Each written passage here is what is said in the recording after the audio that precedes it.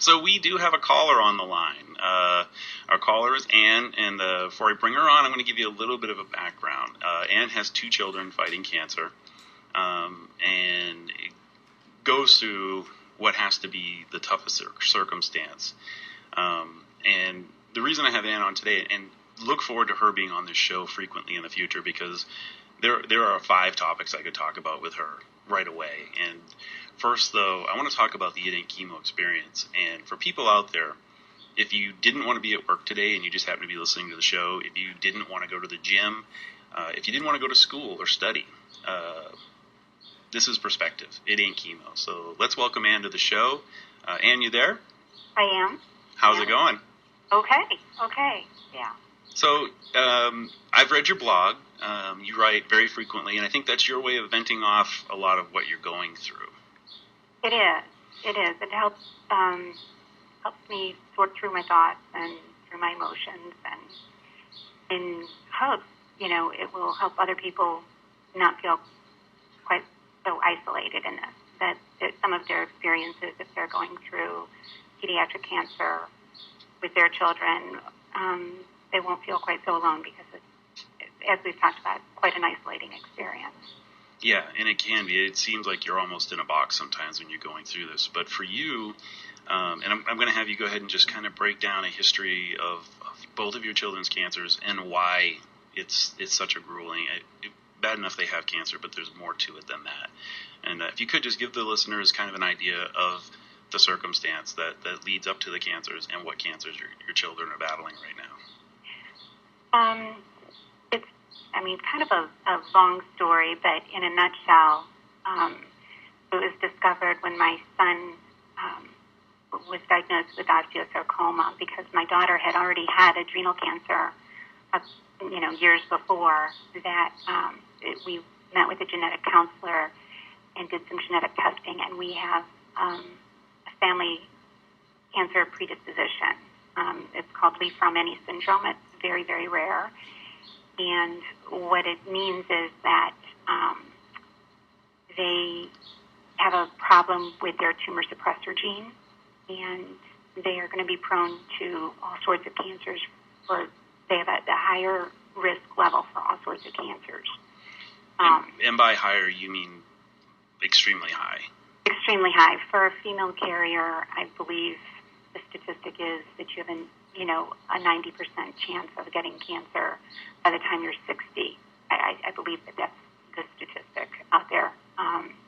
But there are 4 kind of hallmark cancers that are associated with this syndrome: breast cancer, adrenal cancer, osteosarcoma, and brain cancers. And we've had 3 of the 4. So we're very fortunate in that right now both of my children are cancer-free. But this has been, over the past 2 years, both of them had cancer at the same time. When we discovered that Lauren had the genetic mutation, we did some baseline screening for her right before Christmas, and discovered that golf ball-sized tumor in her head. So right after Christmas, we did that surgery, and then it was at that time, Brent was in the middle of his treatment for osteosarcoma, that we were traveling to New York City to, in January, we had plans to do his surgery there in order to avoid amputation of his leg, which was successful. So we're again, fortunate that the tumor on his pelvis was very, very large. And he did lose part of his pelvis, correct? He lost his entire right pelvis. And there was a reconstruction that we did in New York at Memorial Sloan Kettering. But over the course of the last year, we've been having troubles, and then it was discovered that it was infected. So actually, we just got back from New York this week. He actually has no pelvis right now on the right side, but he's still able to walk, and he has his leg, and he's cancer-free at this point. So we're very, very fortunate. So, and I know it's really tough to talk about, but I really wanted the audience to kind of get a perspective of this is your life. This is every day. I mean, for me, right now my scans are once a year. So just before my scans, I have anxiety. I'm Sure. scared. I'm just afraid. It's always a threat of it coming back. And it's one of those things I wear like oil on my head. I just, I show it, and people can tell when my scans are coming. I'm a little bit short. And then I realized that your children have scans every 3 months, even cancer-free, correct? They will always have scans every 3 months. We, one of the, and it's a blessing because, like I said, we did baseline scans on Lauren, my daughter, and found her brain tumor when she had no symptoms. So, she called it a Christmas miracle. I got to tell you, I was having a very, very hard time when she said that because I wasn't quite there seeing it. But she said, it's in a good place, Mom. And, she was there when we talked to the doctors, and she said it's in a good place. And she listened to all the good parts of what they had to say. And they got it out before there were symptoms. Typical symptoms for this type of tumor would have been seizures. And if once they present, even after you do surgery, then you're prone to have them. They're not likely to go away. And because we were able to do these scans ahead of time, before there were symptoms, before there were problems, we're able to, small cancer is better than big cancer. Right. That's the way that we look at it. But that's the good part of it. But the bad part is that, we have scan anxiety every 3 months for the rest of their lives. So this is something that we have to manage and we have to deal with. And the perspective on that is daunting for me, knowing what I go through. And I've had a lot of great results from my treatment. I really can't complain. I've had a few scares over the years. Sure. But the percentage of return is extremely low on my cancer, even though it had gone to stage 4, it had spread throughout my body. The treatment was effective, and the chance of recurrence in my world, in my opinion, is very low, especially compared to the 90 percentile that your children deal with on a day-to-day basis. And that really brings me into what I'm talking about right now is that perspective. Every day I get to work and I have people who are like, oh, man, this sucks. This is horrible. I'm like, yeah, they're paying you to be here. and you're not in chemo right now. And, I particularly have a relative that, he's got no physical ailments, just lives his life. He really doesn't have a care in the world and always has something to be upset or complain about. And I'm like, oh, I'm really sorry you had chemo today. And he's like, I didn't. I'm like, I know. And it's beyond chemo. And how does he respond to that? He gets mad, doesn't talk to me for a few weeks, and that's the way it always is. But it's really, and it's more than chemo, obviously. When we say chemo, we're using a blanket statement about having cancer and everything involved with it, radiation, treatments, anxiety, a thing I call PCSD, post-cancer stress disorder, and I've been dealing actually very closely with 3 cancer warriors right now that are cancer-free, that are in agony, that are just so afraid all the time. And they're facing it, but it's hard. I mean, it's hard not to be angry some days. And for them, I'm hoping they're listening to that. I hope they get to see, this is what you're facing. And when I ask people who are healthy to look at the perspective of it in chemo and say, wow, it could be worse. I'm really blessed compared to the people who are going through this. And then now I'm taking cancer warriors and saying, hey, you're really blessed compared to what these people are going through. Try to gain that perspective, and which is really bad for you because you pretty much are the milestone of what's hard to go through. I mean, this is daunting. There's jokes among my friends that have the LFS, Li Fraumeni Syndrome, and we say that it's the most exclusive club in the sorority that no one rushes and things like that because nobody wants this. But even within this, even within LFS, and you say, I could say this is, and I'm not going to say that it's easy because it's not, but when I talk and connect with other people who have this, I have a good friend who has 4 children, just like I do. I have 4 children. 2 of them are positive and 2 of them are negative. And I'm very grateful for my 2 negative children, obviously. She has 4 children, and they are all LFS positive.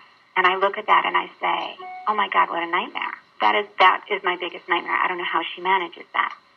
She, in turn, I think, looks at me and said, because she's had 1 child that's had cancer. But she looks at me, I think, and says, oh, my, the kid's with cancer. How do you manage that? And so, you know, we look at each other and we're grateful for our own perspectives, our own positions. And I think if you can come at it from a place of gratitude, then it all becomes much more manageable. And that's amazing. And you know, I'm sure you get people all the time that say, "Oh, you're so strong, and I don't know how you do it," and all that. I deal with cancer warriors all day, every day, and I love it. It's to me it is very healing. And like I joke about it, is kind of a sentence to me because I do often have guilt for surviving. But at the same time, I talked to you yesterday, and I got to be honest, I got off the phone and had to hang out in my truck for a few minutes to pull myself together. Just, it really struck me what you were going through and the fact that I literally had a crappy day yesterday. I was very tired, and I really did not want to go to work yesterday. Of course, you just can't call in for being tired. And just was getting ready to go home, and just the only thing I could think of was I can't wait to see my family. But I was carrying that, you know. I was just crap, you know. And then I remembered that I have a voicemail from you, and I wanted to call you back to see if we could get you on the show today, and did not realize it was going to be a really great conversation, which we did have an amazing conversation last night. And again, you kind of motivated the motivator last night. You slapped me in the face and kind of brought me full circle. I hope I was kinder than slapping you in the face. Oh, it's okay. Most of the people just hit me anyway. So Myra's about to come up to the mic. I can see her wanting to strike me. Go ahead and say. I had to put my filter back on. You wanted to hit me, didn't you? It's tragic. Maybe all the time. And they do. And I kind of make a joke out of being self-absorbed, and I always call myself gorgeous and genius. And they always and modest, no doubt. Oh, yeah, wicked. Yeah. That's my favorite thing about Kevin Hoyt, his humility. Yeah, that's what it would. Connor, you agree on that, right?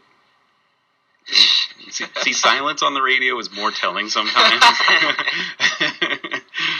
But it's a running joke that I make about myself that, you know, because I'm really not all that. So he's really, really not. See, this is what happens. I give them an inch, and Connor's over there whittling a stick to jab into my chest. So they're just loving every minute of that. But I take things away all the time from the Warriors. But last night, you really touched me with what you were saying, and the show was going to go in one direction today. I said, no, this today is going to be the It Ain't Chemo, How Do People Gain Perspective show. And with you, I think it takes it to a whole new level. You know, this is what you could be facing today. One of our board members has an autistic child, and I look at her all the time, and the level of patience in this woman is amazing. And I always think, you know, when I'm ready to strangle both of my children, wow. I mean, this child, he's a brilliant little boy, and he's fighting autism. He makes these huge strides. But she does this alone. You know, she's a single mom, and to be in that alone, you just have to admire that person. And then I take it to a new level when I see someone like you. Wow. I mean, it's not just the battle. It's everything that comes with it. And people don't see the day-to-day. People are used to the movie version of cancer, where, you know, you go for some treatment, and there's a few jokes in the movie, and then you move on, and, you know, The Wind Beneath Your Wings, or funny music plays at the end, and credits roll, and they're happily ever after. And it's never over, though. Right. It's always. It's that long-term battle. And we have to break, but if you'd stay on the line, I'd like to keep you after the break. Absolutely. All right, thanks. Mm-hmm.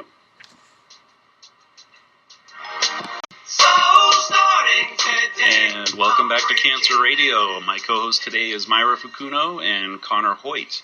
And we have on the line Ann. And Ann has a blog. Actually, before we go too much further, Ann, are you able to give the blog address over the air? And also, I'll be putting the link on Cancer Nation Radio, and I've already put a link on It Ain't Chemo. Oh, okay. It's Forgive the Snark is the name of my blog, and it's AnnRamerBlogspot.com.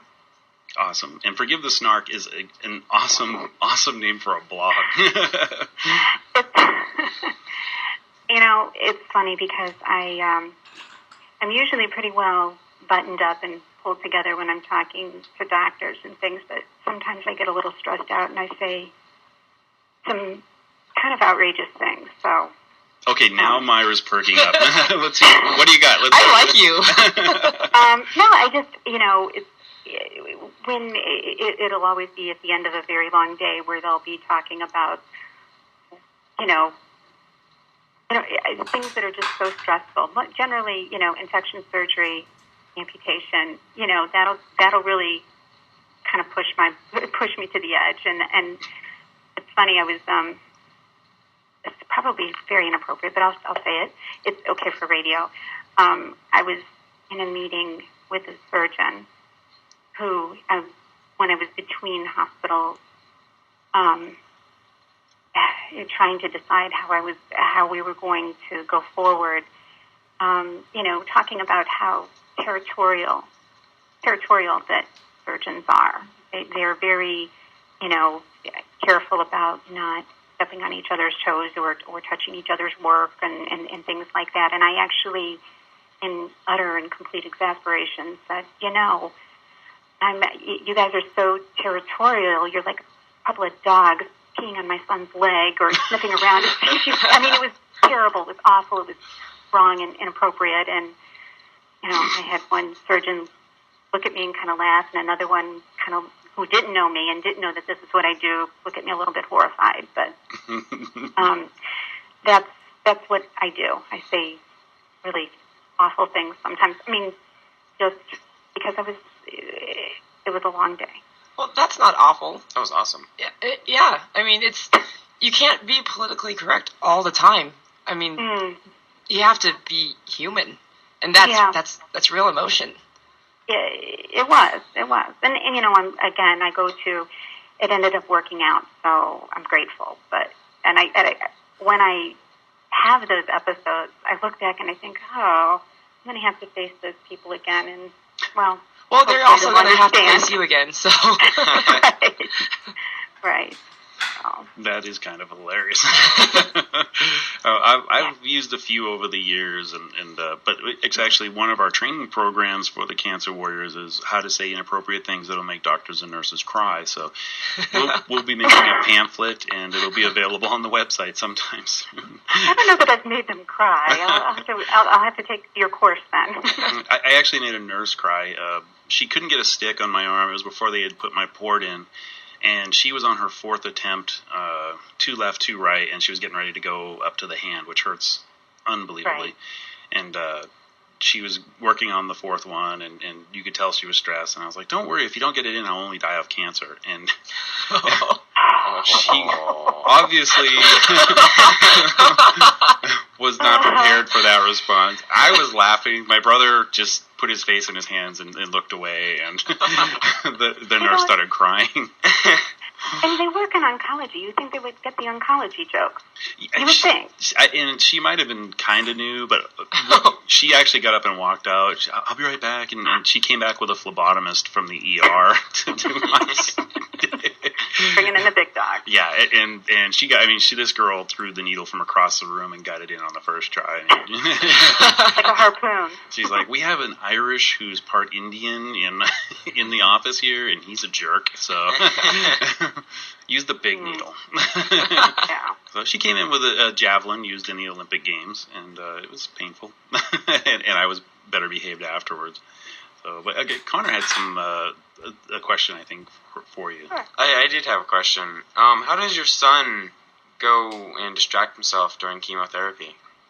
Like, does he use an Xbox or have a tablet or anything? I like how you worked that Xbox and going to there. Right. Again. I understand that there's like kind of a whole mission going on here with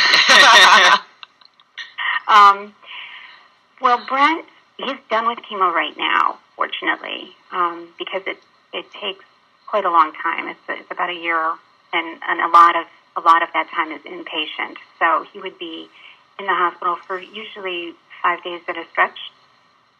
Oh, wow. He used his iPad and he would read books, he would play games.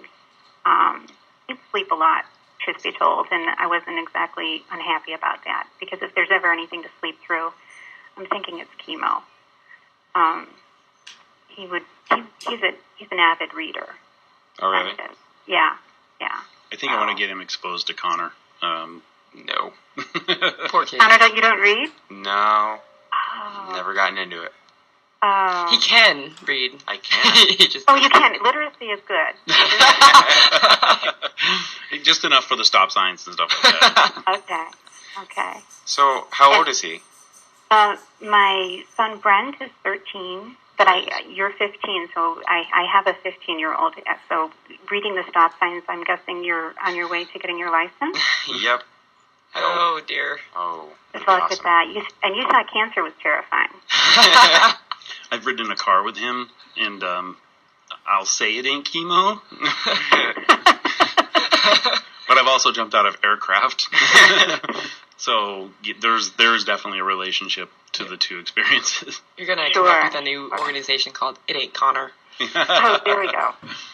Connor, what is your Xbox handle? Is it still It Ain't Chemo? Mm-hmm. Yeah. It's Conman IEC 92. Yeah, so everything he does... Do you do those games online? Yes. Okay. And that's a fun thing that they can do with hospital Wi-Fi. Actually, I think you can hook it up. Yeah, you can. Yeah. Mm-hmm. So it's funny because a lot of the chemo wards here, especially the Children's Specialty Center of Nevada, they have an Xbox in the chemo room. And there are kids that finish their chemo and want to stay to finish their games. I would. I have to say, Brent was never one of those. He couldn't wait to get out. Any admission, he was very anxious to leave. Oh, that was me. But I could see that. Out. I wanted to get out of there. And the worst part is they do drug you. They give you the Benadryl, and you're just loopy. And when you wake up, you have that Benadryl hangover, which you really can't tell too much because you're already a mess as it is. But yeah, the Benadryl would just knock me out. It was like a 6-pack of vodka. It was really strong for me. So that was kind of my regret, is that I think I want to remember some of what I went through, but I slept through most of my treatments, and when I was awake, I was either had a blanket pulled over my head or I just didn't have anything to do. And that's why I do what I do now, is to give distractions. So it's very important when you figure how much time you spend doing chemo that you find a way to make the most of that time. You can't wait till chemo's over to start living your life. Well, and what I'm going to do later today, I'll give you a call and we'll work out more of the details, but I give chemo packs to all our cancer warriors. And I know they're not in treatment right now, but they have follow-ups coming. Brent obviously has a lot of surgery coming down the pipe, and he's going to be out of commission here and there. So I want to send you guys chemo packs. Usually what I send is a tablet, something to do while they're in chemo. Obviously, he has an iPad. And does your daughter have an iPad? She does not. Oh, well, then I'm going to send a tablet out to her. Oh, my goodness. And I'm going to send some iTunes gift cards to Brent. And the packs are all, and hopefully a lot of people are listening right now. If your chemo pack is delayed, it's because we've ordered some really unique blankets to put in them. They're called Sherpa blankets. Crazy soft and just really neat blankets. So the packs will be delayed for about 2 weeks. But I want to get some out, and I want to send T-shirts to your whole family so that you can kind of represent. And when people say, "What does It Ain't Chemo mean?" they can really go off on them. So, and something that we do, I don't know if you've seen the tree on our website or. The tree basically is a very gothic, very dead-looking tree. It represents us when we're in treatment. We look tough. We're a mess. I mean, let's be honest. People know you're in treatment when you have no hair. Even the ones that don't lose their hair, they feel like a mile of bad road. And that's what that tree represents, is treatment.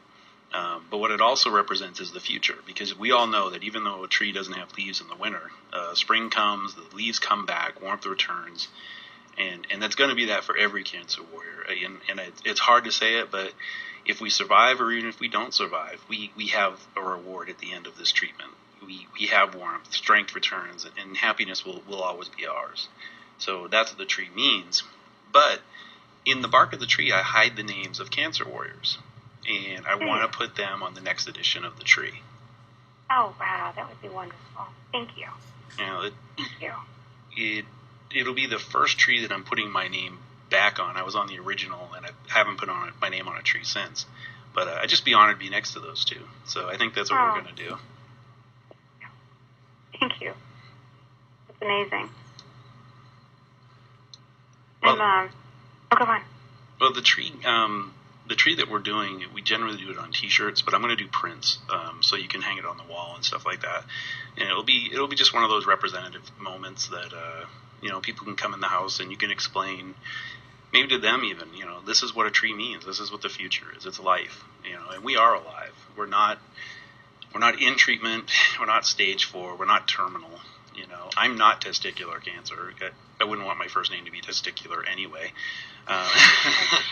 But we aren't defined by what this thing's doing to us, and we're alive, and that's what we want to be. And we all have a future, no matter what the outcome. We have a future. There's always purpose in it, if you choose to find it. Absolutely. And for future shows, I really want to bring you back. One show I really want to talk about your blog specifically. And then another one, I want to kind of go over some of your other coping mechanisms to help, really just hands-on help to moms that are going through this. Because you're basically, the Michael Jordan of dealing with children with cancer. So wow. I think you're the person to give them the advice to bring them to the top. And, it's just amazing to be able to have you on the show. I really appreciate you coming on. Oh, it's been my pleasure. It's been my pleasure. And I think that the work that you all do in bringing comfort to patients as they're going through chemotherapy is commendable, is amazing. I think everybody taking their time and their talents and doing something good in the world is what gives everybody hope, whether it's in cancer or any other endeavor. And that is true, and you've basically dialed us in for the day. With that, we're going to close out our show. So thank you so much for coming on. Thank you, Myra. Oh, it wasn't that bad. Thank you, Connor. It was great being on the show. And let's all give some love to Ann. Thank you, Ann. Thanks for calling. Thank you. All right, everybody. Tune in next week. We'll be here at 10 a.m., and Chris will be back. And I'm not sure what our topic will be, but I guarantee you'll laugh at most of the things I say because I'm hilarious. He's really not that hilarious. But I'm cooler.